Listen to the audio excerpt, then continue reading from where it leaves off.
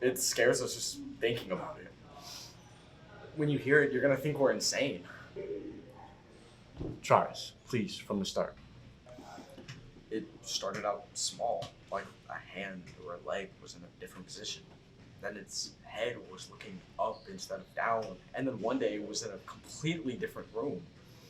It was moving around by itself. Ever think that somebody had a key to your apartment and was playing a trick on you? That's exactly what we thought at first, but never once did we find any sign of intrusion. And this led you to believe that the doll was possessed? Yes, Camilla got in touch with the medium. We learned from her that a 7-year-old girl named Annabelle Higgins had died in this apartment. She was lonely and took a liking to my doll. All she wanted was to be a friend.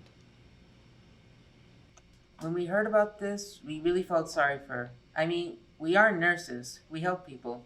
So we gave her permission to move into the doll. Wait, what?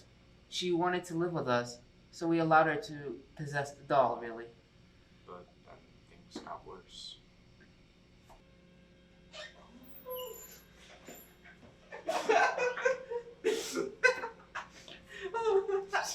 It's recording.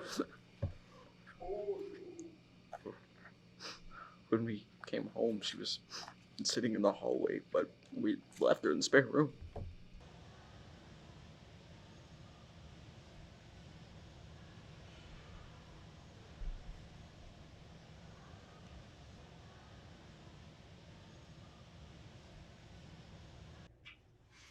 Debbie, wait!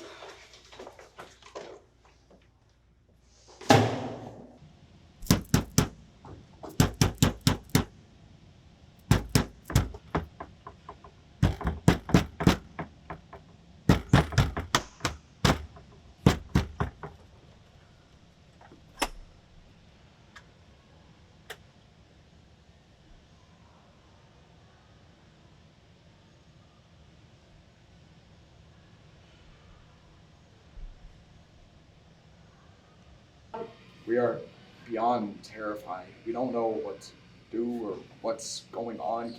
Can you help us? Yes, we can. But firstly, there's no such thing as Annabelle, and there never was.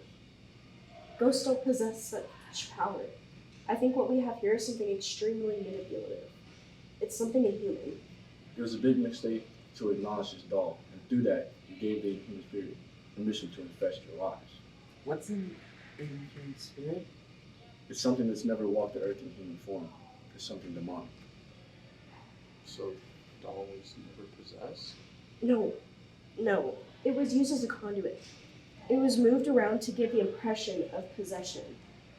Demonic spirits don't possess things, they possess people. It was trying to get inside of you.